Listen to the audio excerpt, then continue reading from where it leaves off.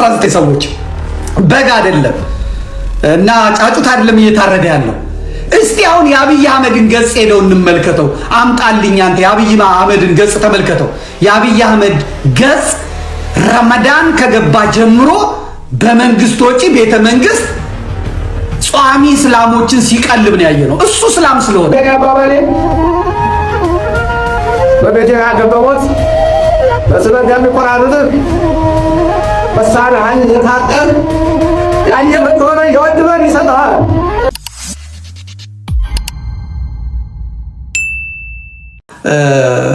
ከአሩሲ ለማጽዳት እየተሰራበት በጣም ያሳዝናል። ከብዙ ወረዳዎች ክርስቲያኑ ክፍል ጸድቷል፣ ኦርቶዶክሱ ክፍል ጸድቷል። ማንም አይናገርም፣ ማንም አያወራም። ይሄ ራሱ ሌላ መዓት ያመጣል። ይሄ ራሱ ሌላ ቁጣ ያመጣል። ይሄ በመሆኑ እየተደሰቱ ያሉ ሰዎች አሉ። አቦ ካፊር እየጸዳልን ነው፣ አቦ ኦርቶዶክስ እየጸዳልን ነው፣ አቦ አማራ እየጸዳልን ነው፣ አቦ እንደዚህ እየጸዳልን ነው ብለው ዱዓ የሚያደርጉ ፈጣሪያቸውን የሚያመሰግኑ በደስታ የሚሉ አሉ። በደስታ ሰው ሲያርዱ የማያፍሩ ያረዱትን ሰው እንዴት እንደሚያርዱ ቪዲዮ ቀርጸው የሚለቁ ጨካኞች በኢትዮጵያ ምድር ተፈጥረዋል። ከዚህ በፊት ያልነበረ ልምምድ ስለ ሰው ማረድ እንኳን ስለ ሰው መታረድ እንኳን ሲናገር የሰማነው ከመሪው ነው፣ ከአብይ አህመድ አንደበት ነው የሰማነው። እኔን ከስልጣን አወርዳለሁ ብትሉ አትችሉም፣ ግፋቢል በአንድ ቀን 100 ሺዎች ቢታረዱ ነው ብሎ ስለማረድ የሰው ልጅ እንደሚታረድ የነገረን የሰው ልጅ የታረደው በአብይ አህመድ ዘመን ለሱ ተስማምቶታል። እሱ ተስማምቶታል። ለፓርቲው አባላት ተስማምቷቸዋል። ግን ሰው እያለቀ ዓለምም ስለዚህ ነገር የሚናገረው የሚያወራው ነገር የለም። ምክንያቱም ዓለም በራሱ በሌላ ውጥረት ውስጥ ስላለች ማለት ነው። የሚገርሙኝ እንደውም አንዱን የሰማሁት የትልቅ ባለስልጣን ጠባቂ ነው አሉ፣ ዋነኛ ጠባቂ ነው አሉ። እዛ ቤተሰቦቹ ወደ 6 ነው ወደ 4 ቤተሰቦቹ ታርደዋል አሉ። እሱ የኃላፊው ጠባቂ ነው፣ የኃላፊው አጃቢ ነው። ይሄ የሚገርም ነገር ነውና ይሄ እንግዲህ ከመናገር ውጭ ምንም ስለማናደርግ እግዚአብሔር የሞቱትን ነፍሳቸውን ይማርልን፣ በአብርሃም በይስሐቅ በያዕቆብ እቅፍ ያቆይልን። ይሄ ግን ዋጋ የለውም። ብዙ ጊዜ ተናግረነዋል፣ ብዙ ጊዜ ብለነዋል። በየየ መርዶ በመንገር የሚቆም ነገር አይደለም። የሰው ልጅ ራሱን መከላከል አለበት። ተፈጥሯዊም ነው፣ ህገ መንግስታዊም ነው፣ መጽሐፍ ቅዱሳዊም ነው። በመጽሐፍ ቅዱስም አንድ ሰው በብላሽ እንዲሞት አይፈቀድለትም። ቢያንስ ራሱን ተከላክሎ ነው። ሰዎች መደዳ ቁጭ ብለው ወንዶች ሆነው እንትን ማለታቸው በጣም የሚዘገንን ነው። እኔ አሁን አንድ ቪዲዮ እያየሁ ነው። ሙስሊም ወንድሞች እህቶቻችን ወደ እስልምና የሄዱ ሴቶችን በጣም ብዙ ሴቶችን እያሳዩ ነው፣ እያስተዋወቁ ነው። ሜካፕ አስቀብተው ልብስ አልብሰው እያደረጓቸው ነው። ቀብሩን አምጣልኝ ወንድም አለ፣ ቀብሩን አምጣልኝ። እና ወንዶቹን ጨርሰ ሴቶቹ ምን አማራጭ አላቸው? ሴቶቹ ዋናው ዓላማስ ዘር የሚተካውን ወንዱን አጥፍተህ አንተ ሴቶቹን ራስ ማድረግ አይደለ? ይኸውላ ወንድ ነው እየተገደለ ያለው፣ እየታረደ ያለው፣ እየተሰለበ ያለው ወንድ ነው። በዓላማ አይደል የሚሰራው? በእቅድ አይደል የሚሰራው? በእቅድ አይደል? ነፍሰ ጡር አይደል የምትገሉት? ዘር እንዳይተካ አይደል እያደረጋችሁ ያላችሁት? እና ወንዱ ካለቀ በኋላ ሴቷ ወንዶች ያሉበት ቦታ ያውም ደግሞ 4 5 ማግባት የሚቻልበት ቦታ ብትሄድ ምን ያስገርማል? አያስደንቅም? ክርስቲያኑ ከአንድ ሴት ውጪ ሌላ ቦታ እንዲሄድ እንዲያገባ አይፈቀድለትም በሕጉ በመጽሐፍ። እናንተ ጋር 4 የቻለም ደግሞ ገንዘብ ያለው 5ም ሊያገባ ይችላል። ስለዚህ ዘር መተካት የምትፈልግ ሴት፣ መኖር የምትፈልግ ሴት፣ ደግሞ ስሜት ያላት ሰው የሆነች ሴት እዚህ የሚከለክላትን ነገር እዛ የምታገኝበት ከሄደች ሊነቀፍ አይገባም። ክርስቲያኑማ እያለቀ ነው፣ በጦርነቱ እያለቀ ነው። አብዛኛው ወታደር ክርስቲያን ነው፣ ኦርቶዶክስ ነው፣ ባለማተብ ነው።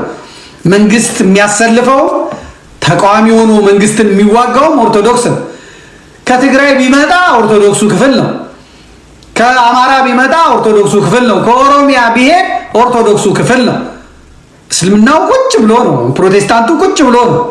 እነሱ አዋጊ ናቸው፣ እነሱ እንትን ናቸው። ስለዚህ ከዚህ ይብሳል። አሁን አማራ ክፍል ትግራይ ብትሄዱ ይብሳል። በሂሳብ እየተሰራ ያለው ወንዶችን ማጥፋት፣ ከዚያ በኋላ ሴቶቹን ማግባት ነው። እና ብዙ ሰዎች ሲናደዱ ምናምን ናቸው። እንደምን ነው የምትናደዱት? እነሱ ስራ ላይ ናቸው። ስራቸውን ነው እየሰሩ ያሉት። እና ይህን መቀልበስ የሚቻለው ወንድ ወልዶ የሚመክት ኃይል ተፈጥሮ የጋራ መግባባት ሲኖር ነው።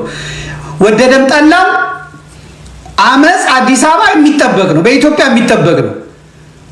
አመፁ ለውጥ ፍለጋው የፋኖ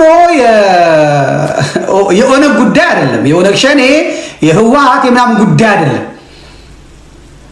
ብዙም ሩቅ ባልሆነ ጊዜ ውስጥ ግን የኢኮኖሚው ችግር ብቻውን ያን የምታዩትን አዲስ አበባ ያሳያችኋል ምን እንደሚሆን። አሁን እየቀለዳችሁ አይደል? ብልጽግናዎች እየቀለዳችሁ አይደል? እየተዝናናችሁ አይደል? ጻፉልኝ፣ መዝግቡልኝ። ጠዋት ስትነሱ ይሄን ቀንና ይሄን ሰዓት፣ ዛሬ መጽሐፉ ነው ቀኑ። ዛሬ በኢትዮጵያ አቆጣጠር እንግዲህ እንደ ነብይ ምናምን አይደለም፣ እየነገርኳችሁ ነው። ዛሬ 29 ነው፣ ባለወልድ ነው፣ እሁድ ነው፣ አማኑኤል ነው ዛሬ። ጻፉት። ባራቀ ጊዜ ነው የምነግራችሁ፣ ባራቀ ጊዜ። ይሄ ብቻውን የሚያወራ ይሄ መስራት ያቃተው እንዴት መመለስ እንኳን እንደሚያቅታችሁ ታዩታላችሁ። 19 ሰዎች በግ አይደለም እና ጫጩት አይደለም እየታረደ ያለው። እስቲ አሁን የአብይ አህመድን ገጽ ሄደው እንመልከተው። አምጣልኝ አንተ የአብይ አህመድን ገጽ ተመልከተው። የአብይ አህመድ ገጽ ረመዳን ከገባ ጀምሮ በመንግስት ወጪ ቤተ መንግስት ጿሚ እስላሞችን ሲቀልብ ነው ያየነው። እሱ እስላም ስለሆነ ማለት ነው።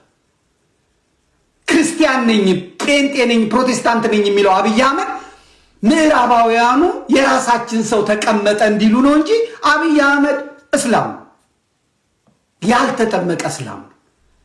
እርዱን ፕሮሞት ያደረገው እሱ ነው። የሰው ልጅ መታረድ የጀመረው በሱ ዘመን ነው። አብይ አህመድ አይሲስ ነው። ስልጣን ላይ የወጣ ገዳይ ነው። መነጋገር እንችላለን።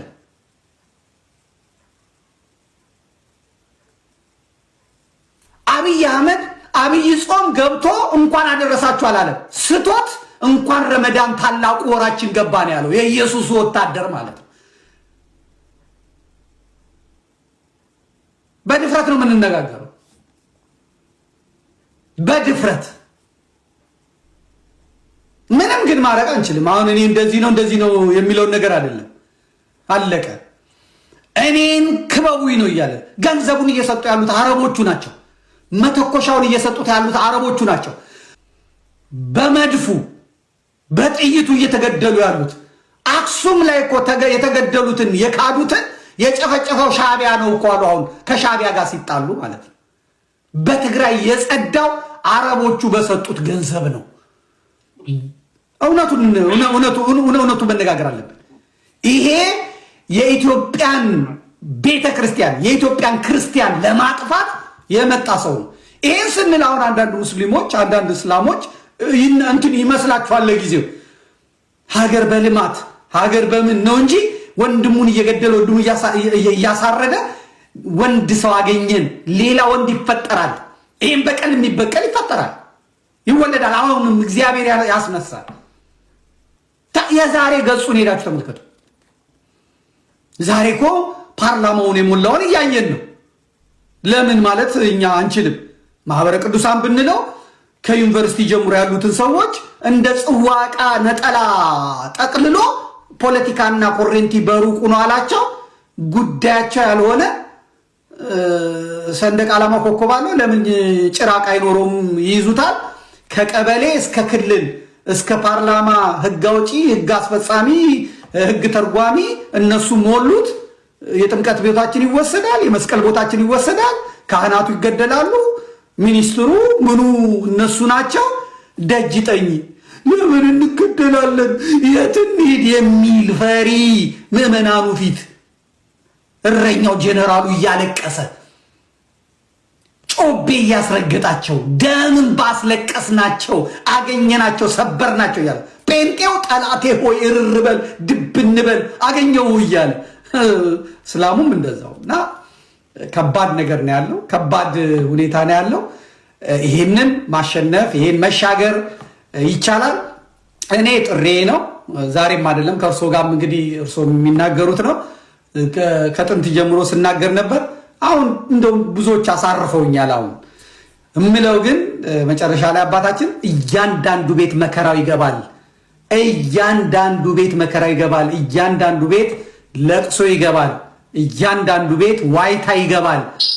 ዛሬ አመለጥኩ የሚለው ሁሉ ነገ ዋጋውን ያገኛል። ተናግሬ ሳልጨርስ ክርስቲያኖችን ገደሉ። እነዚህ ክርስቲያኖች ከመገደላቸው ከሁለት ቀን በፊት ይህንን ቪዲዮ ሰርቼ ነበር። አብዛኛው በአፋር ክልልና ዱባ ኬንዝ እንዳለ ደቡብ ወሎ በሙሉ እስከ አማራ ድረስ መግባት የሚያስችልና ከሙሉ መስርተናል። ደቡብ ወሎ ሙሉ በሙሉ እስከ አማራ ሳይንት መግባት የሚያስችለንን አቅም ሁሉ መስርተናል እያለም ይህን አካባቢ እንግዲህ ቢያንስ እንደምንም አድርጎ ያለውን አቅማችንና መጠን አስፈቃድ ህዝባችን ሁሉን ወደ ጂሃድ አስገብተን እስላማዊ መንግስት እንመሰርታለን።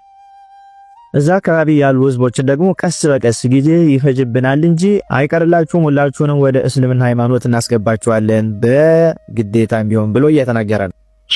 እና ማንኛቸውም ህዝብ መከተል አለበት፣ ማንኛቸውም ህዝብ መከተል አለበት ብሎ የተናገረ ነው። ለሁሉ ህዝብ የመጡ ናቸው እነዚህ ሰዎች። በተለይ ከሚሴ ሆነ ቦረና መከረ ሰላም ሳይንት ሁሉ በተለይ ከሚሴ ቦረና መካነ ሰላም እነዚህ የመሳሰሉ ቦታዎችን በደንብ ስራ እንሰራባቸዋለን እያሉ ነው። እዛ አካባቢ የምትገኙ ክርስቲያኖች አሁንም ተጠንቅቃችሁ ተደራጅታችሁ ለመጠበቅ ሞክሩ። ለምን ከተባለ ከአርሲ በኋላ ወደ እናንተ ስለሚዞሩ ተዘጋጁ። ከአርሲ በኋላ የእናንተ ተራ ነው ብዬ ተናግሬ ነበርና በኮሜንት አንዳንዶቻችሁ የመጣችሁ አረኛማ ማንም አይነካንም እገሌ ያለልን እያላችሁ የተናገራችሁ ነበረ። በዚህ ሰዓት ግን ለራሳችሁ ያላችሁት ራሳችሁ ብቻ ናችሁ። ራሳችሁን አደራጅታችሁ ጠብቁ። አርሲ በኋላ ወደ እናንተ ይመጣሉ እንዲህ ብለውም ዝተዋሪ ተዘጋጁ ብላችሁ ብዙም ሰሚ አልተገኘምና አሁንም ሄደው ቤተክርስቲያን ላይ በመድፍ እነዚህን ሁሉ ክርስቲያኖች ስማቸውን በዚህ መልኩ ጠቅሼላችኋለሁ። እነዚህን ሁሉ ዲያቆናት፣ እነዚህን ሁሉ መነኮሳትና ካህናት ምዕመናን ነው በአንድ ቀን ውስጥ የገደሉት። ስለዚህ የተናገሩትን እያደረጉት ነው። ቀስ በቀስ ክርስቲያኖችን እያጸዱ ይገኛሉ። እኛ ግን ተኝተን እንገኛለን። መፍትሄው ምንድነው ከተባለ ደግሞ አሁንም ደግሜ አባታችን ያስተላልፉትን መልእክት አሰማችኋለሁ። በቤቴ ያገበሞት በስለት የሚቆራርጥ መሳሪያህን የታጠቅ ያየ ብትሆነ የወድበን ይሰጠሃል። ነፍስ ነው ከያዘ ደመነፍስ ነው ያለ ከአካ ውስጥ ያለው ደሱ ደም ይፈሳል። ይገለኛል ብሎ ስለሚፈራ ወንድመን ይሄድናል። አባባት ይኔ እንትን ይላል ተደራጅ ነው ወገኔ ለአባታችን እግዚአብሔር ይስጥልን፣ ቃሉን ያሰማልን፣ በረከታቸውም ይደርብን። ፍትህ ያጉ መንጫጫት፣ ሰላማዊ ሰልፍ ያጉ መሰባሰብ ሳይሆን ተደራጅቶ ታጥቆ እነዚህን ጠላቶች በመጡበት መንገድ መመለስ ነው መፍትሄው። ኮፒ ሊንክ ሼር ፖስት እያደረጋችሁ አዳርሱት። በቻላችሁ ታቀም ተደራጁ፣ ራሳችሁን ጠብቁ፣ አካባቢያችሁን ከነዚህ አይነት አውሬ ለማጽዳት ሞክሩ። ይህንን ቪዲዮም እንዳያስጠፉት ኮፒ ሊንክ ሼር ፖስት እያደረጋችሁ ለሌሎች አዳርሱት። ይቆያል።